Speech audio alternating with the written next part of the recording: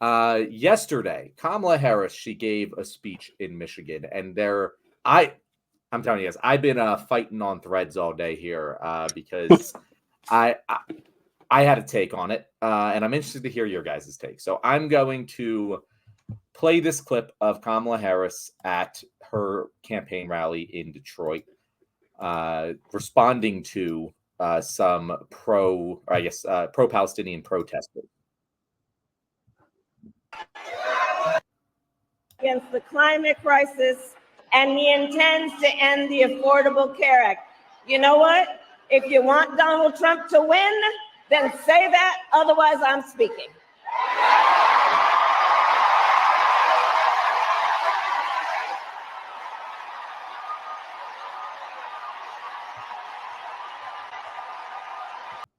And she gives that stare down for like 30 seconds.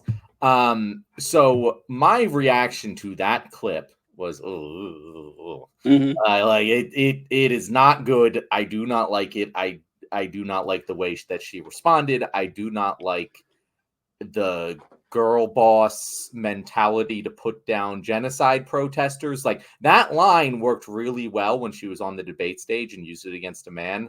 It comes off to me completely the opposite when she uses it against people protesting against genocide. I think it was a really bad look for her. I hope that her team takes her and coaches her on a better response to that. God damn it. That being said, I'm not really on the protester side here, and I don't understand why Kamala is suddenly the target of pro-Palestinian protests, because Kamala hasn't done shit. Like, she's the vice president. She doesn't get to set foreign policy. She has no power. Even if she wanted to, even if she came out and was like, yo, I'm for an arms embargo on Israel, let's recognize the state of Palestine. Even if she said those things right now, it wouldn't make any material change in the lives of Palestinians because she doesn't have the power to enact it. And so I'm kind of confused by protesters' decision to go protest Kamala when she isn't the one doing the harm. And by every stretch of the definition has signaled her willingness to make significant steps in favor of the Palestinian people. That's and by the way, she also met with the actual organized undecided campaign, and the campaign said that she indicated a willingnness to have an arms embargo in Israel. Today, her aides kind of denied that. But, like, of course they did. She's trying to win an election here. If I was I've said this before, if I was trying to win the election and, have an arms embargo for Israel, I wouldn't fucking say that until after I won because I'm not an idiot. But, like, I don't know. What did you guys think to this whole saga? Has this just been big on my side of threads because people have been kicked the hornet's nest a little? Or has this been gaining traction in your guys' eyes too?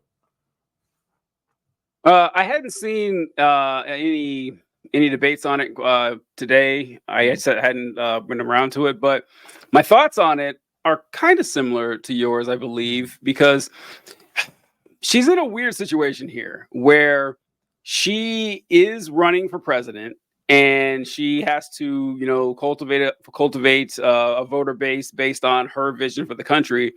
But she's still part of this administration. She has to do what she's told. And so you're right. Even if, let's say that she had the same thoughts about it that we did, that, we need to stop, we need an arms embargo, we need the ceasefire, we need to do everything we can to show humanity to the Palestinian people and stop their massacring by the IDF. Even if she had all those opinions, she couldn't say it. She could never actually say it out loud as long as she's still working for Joe Biden. And she can signal towards it. And so that's the thing about what the protesters want, because if you're not convinced that, she actually agrees with this, then I guess I can see it, because if you're not riding for Harris at all, you're like, okay, fuck it. I'm just going to go out against her. But if you're someone who's saying, okay, I want things to be better than they are, and if Harris is signaling that she can do better than they are, I'll see what she works with. But I mean, the thing is that like someone mentioned earlier, what do we think about Waltz being a Zionist? we have to live in reality here that there's no one that's going to rise to the top of the Democratic ticket or the bottom of the Democratic ticket who's going to have the same thoughts we are. We have to work within the parameters that are acceptable in this reality. And I don't know. I don't really know what she could do there, but one thing too. This is like a small part of this here. When you said that the I'm speaking thing, I've never liked that. I've actually never liked the I'm speaking thing. I didn't like it when she did it against Pence either, because it worked. I didn't like it, but it worked. It did.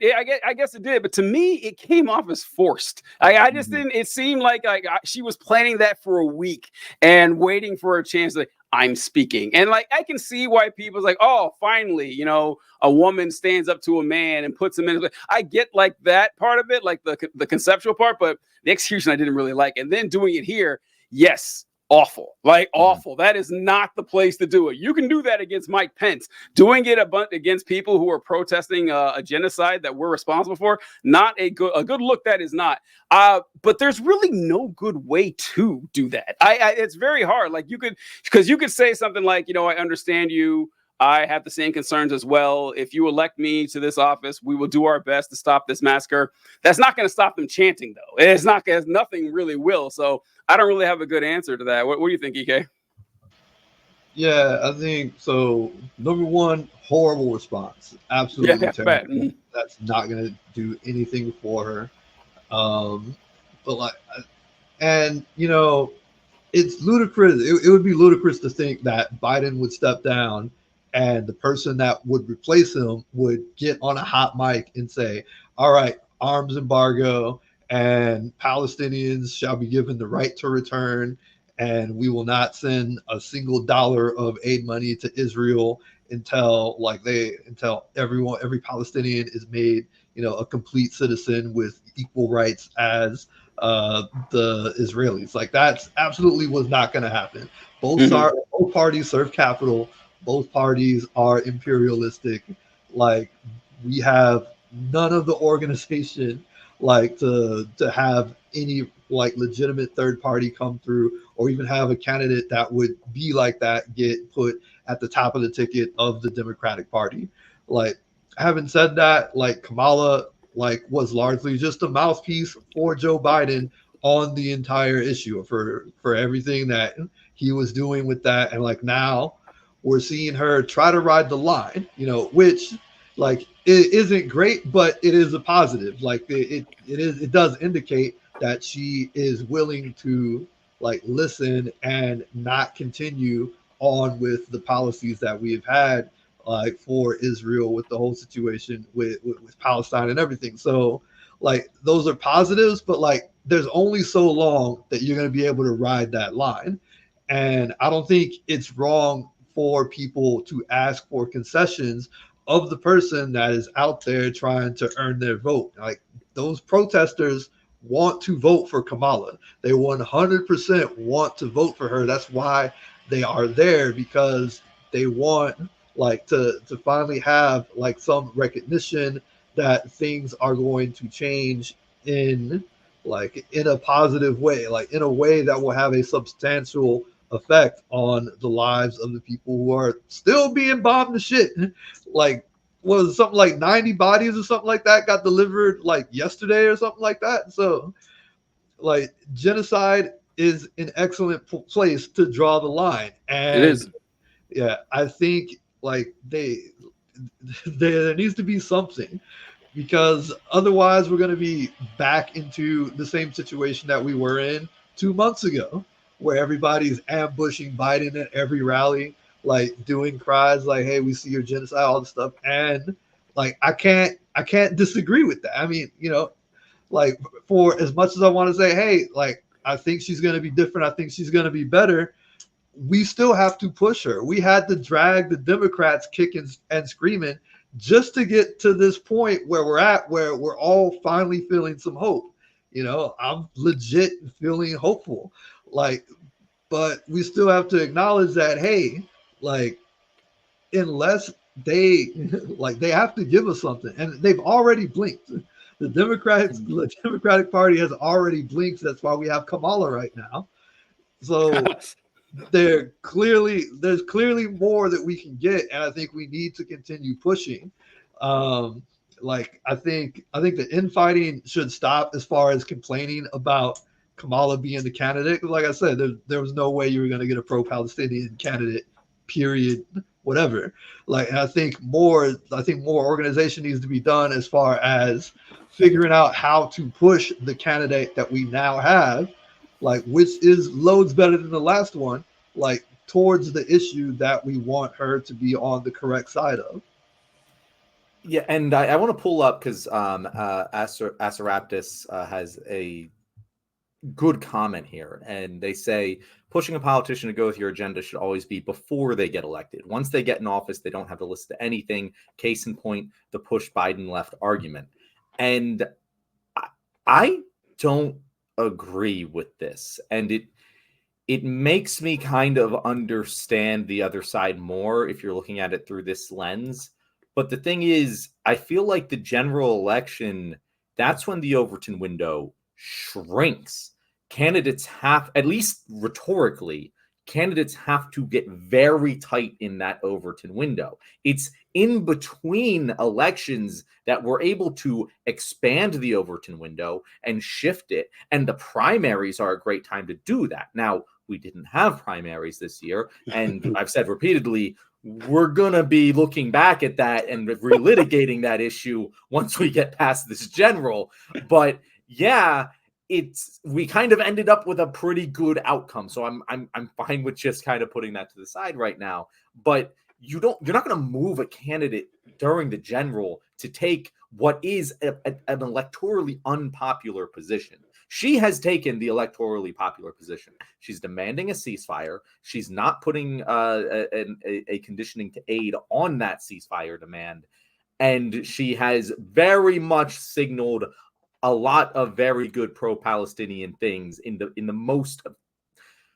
most direct way that she can during an election cycle. I don't know if I agree. Like, if you have a very specific thing that can actually be accomplished, maybe that's a good time to push for it. If you have an organized voting bloc that wants one particular concession, you might be able to get it, but you don't on this issue. There is no organized voting bloc that's going to be able to push for any one particular demand. And I think that's one of the problems I have with these protesters is they don't seem to have a demand. Like, I don't know what their goal is, because if you're protesting Biden, calling out what he's doing as evil, that is good in and of itself. But again, Kamala hasn't done it. Like, she isn't in charge. I think people might not understand that the VP is the least powerful person in the government. Like, it just doesn't work that way. And it sucks, because I feel like I sound like one of the liberal moderates I've been spending the past 8 months fighting against. But you're kind of proving them right here, guys. Like, it really seems like you're just protesting Kamala because it's more attention, because the cameras are on her now. I don't see an effective strategy to that, because we want her in the office. You're going to be more effective at achieving your goals if the person in office is already closer to them and not going to actually, like, just flatten Gaza like Trump is going to. I don't know. What do you think, TJ? Well, yeah, that's kind of what I was settled on to, is exactly what you mentioned, is what are your demands here? And the thing is that it's hard. It's a hard question to answer, because different protests have different demands, different groups have different demands. And I feel like I'm going to repeat what John said, is that the best you can possibly get is maybe a little bit more than what Kamala Harris said. Like in a realistic universe, like, maybe she could go a little bit further, but you have better chances of sprouting wings from your back than Kamala Harris coming to the actual position. Like, fuck it, we're ending all of this. This is a moral disaster, and we have to stop it now. And so my position has always been, look, like exactly what EK said. If your line in the sand is funding genocide and you can't vote for that candidate, I don't fault you. I don't. Mm-hmm. I would never hold that against anyone. It's like, I can't think of a better line in the sand, honestly. And if your conscience won't let you live with that, I get it. But then if you're going to do the protest thing, you once again, you got to tell me what you want here. Like, what do you want her to say? Because if it's nothing, because like this is, oh God, I hate doing this. I hate sounding like, you know, I know it sucks. I fucking hate it so much because I'm about to sound even worse. Where a lot of people like that even wouldn't be enough because she still supports capitalism. It's like, well, I can't vote for a capitalist because, you know, capitalism is the most destructive force on the planet. Yeah, it is. I agree. You know, millions of people die every year from malnutrition, lack of clean water. People are getting, our Supreme Court allows slave labor in Western Africa so Nestle can make chocolate and everything. And it's like, yeah, this is a horrible force on nature. I can't support it. It was like, all right, like, what do you want then? Like, I really don't know. When are you going to firebomb the Walmart? Because you're not. Yeah, exactly. It. Yeah, and that's and once again, I hate sounding like that guy of you know, you guys. It's the worst. It's terrible. But like when it comes like then there's just nothing to talk about at that point. There just isn't. And like I don't know if that's those people at all. I don't know the people who are saying Kamala, you can't hide. You're supporting genocide. I don't know. So if I knew like what their actual concessions were, and I would be less likely to criticize them. But I don't like criticizing them in the first place. You know what I'm saying, EK? Like it's a weird tightrope to walk. Yeah, it's like, you know, and not to be critiquing the protest. Like I know, right? It's like it's like they didn't update the protest. You know, like Biden, you can't hide. We can see your genocide. Perfect, makes sense. Like yes, you are directly doing this. But like this is someone who had zero control over that. I think it needs an update. Like you coming at like, you know, today's price ain't yesterday's price. You coming at me with yesterday's chant. We need something else now. You know? I like it. No, like legit, like 100%. Like make your demands known, make your concessions known. Like we know what that we know. Like you want the genocide to stop. I'm right there with you, but like that, as stupid as it sounds, that wasn't the right chant. That wasn't the right thing to be yelling at the rally. It's like, you know, like it's like go back to the drawing board and figure out like maybe yell ceasefire now, yell. Yeah, because then she can go, yes, and I do demand a ceasefire. And you can get that on the stump. You're not going to get her saying genocide. It's not going to happen. Yeah, like try to, like you just said, like try to chant something that like gets her to participate or like that at least entices her to like say something positive in acknowledgement like of the issue. It's like no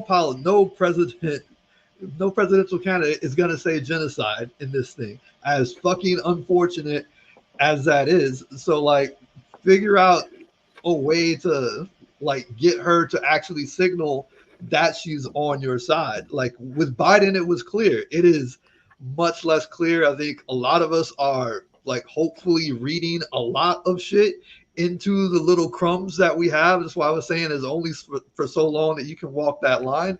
But like, I think people need to go back to the drawing board and figure out a different, like to continue to protest. I'm not saying do not protest or anything. I'm just like figure out something else that isn't like attached to like Joe Biden, because like I said, she couldn't have done anything if she wanted to, like except like talk to Joe Biden. Like she could tell Joe Biden, dude, what the fuck are you fucking doing? Like she could have, but like it wouldn't have changed what Joe Biden did. Dude is a career Zionist. I want to give props to EK for criticizing Kamala on both, or criticizing the protesters on both substance and style. I like that. I wasn't expecting that. That was pretty great. So this was for John.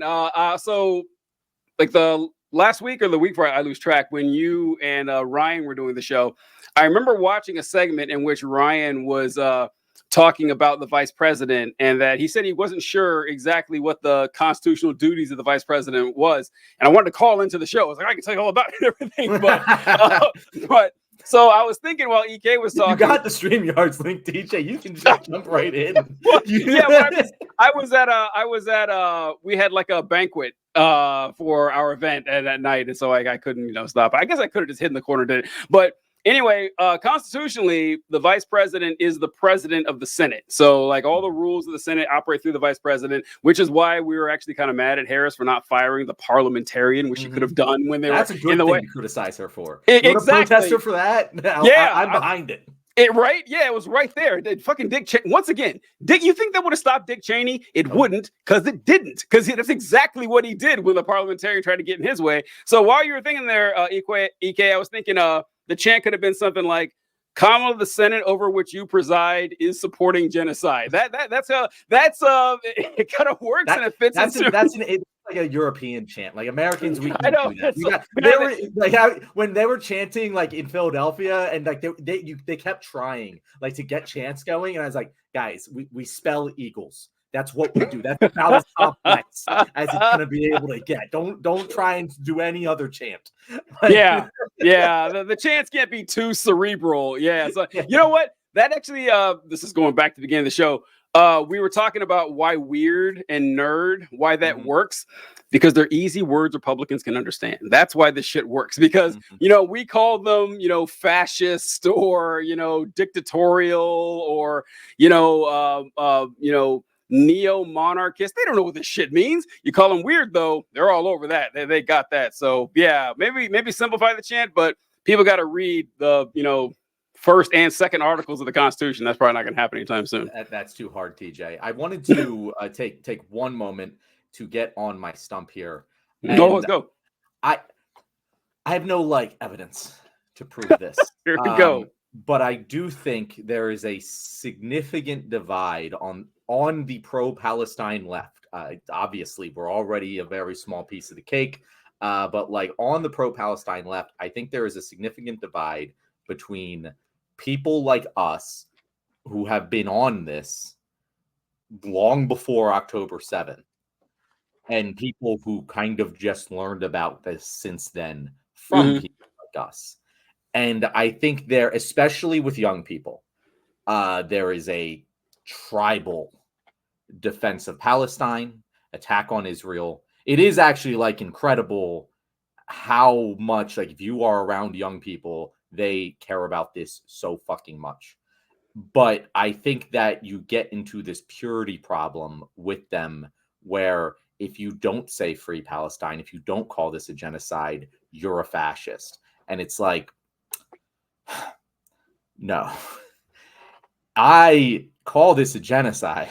But if I wanted to end the genocide by running for president and getting the power to do so, I would not call it a genocide until I had the power to end the genocide.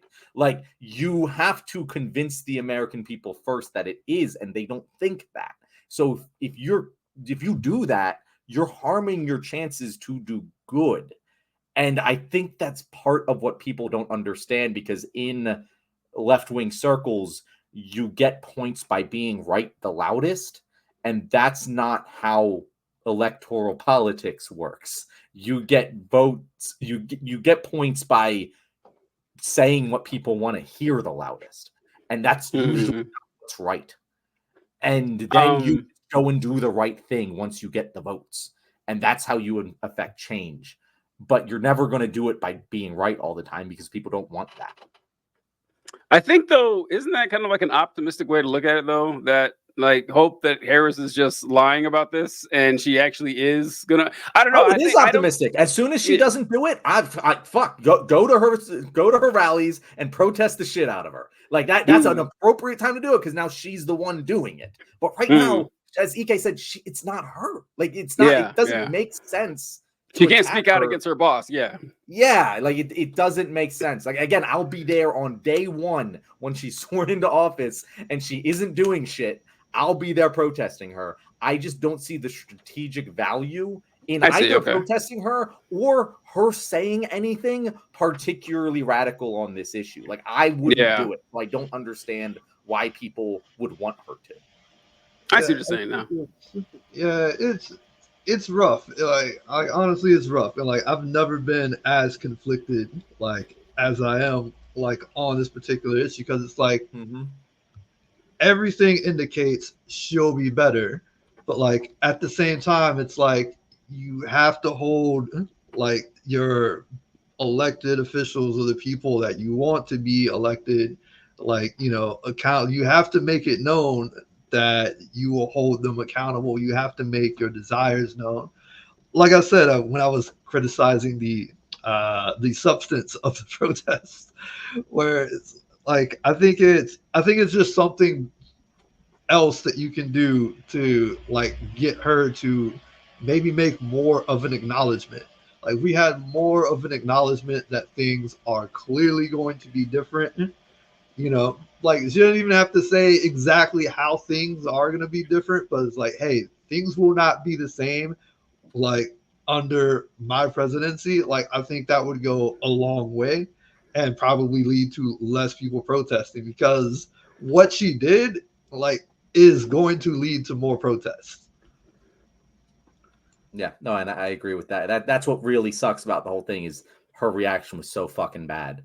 It was Like it bad. was so bad, and I think that's the reason I'm getting a lot of heat because it seems like I'm defending her. I'm not defending her. I'm just Right. saying I don't understand why she's being protested.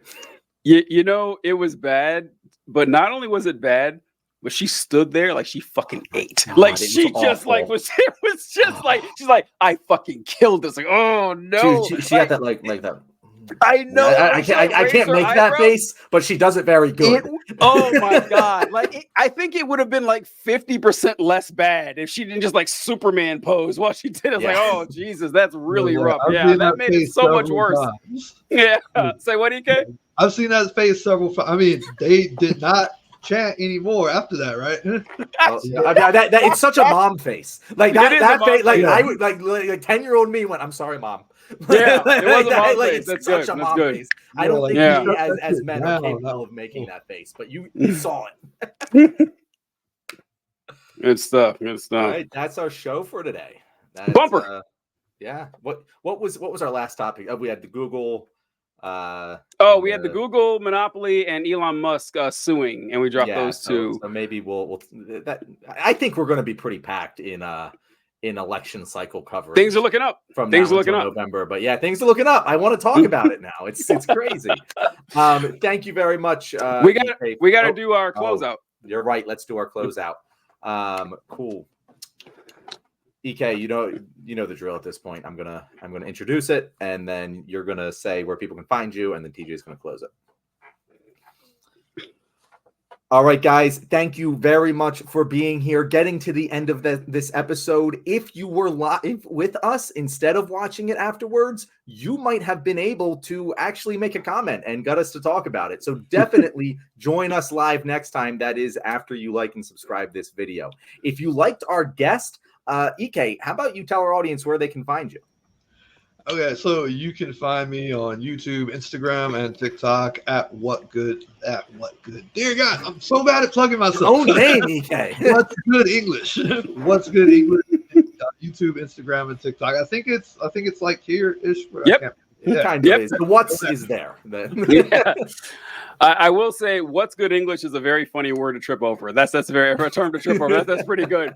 Thank you guys for watching. We really appreciate everything. Like, comment, share, subscribe, and all that. Just so you know, if you plan on protesting Vice President Harris anytime soon, be sure to send your potential protest to EK and clear it with him first. That way, he's not going to roast the fuck out of you in front of hundreds of thousands of people. So appreciate it, folks. Catch you next time. That was good. That was good.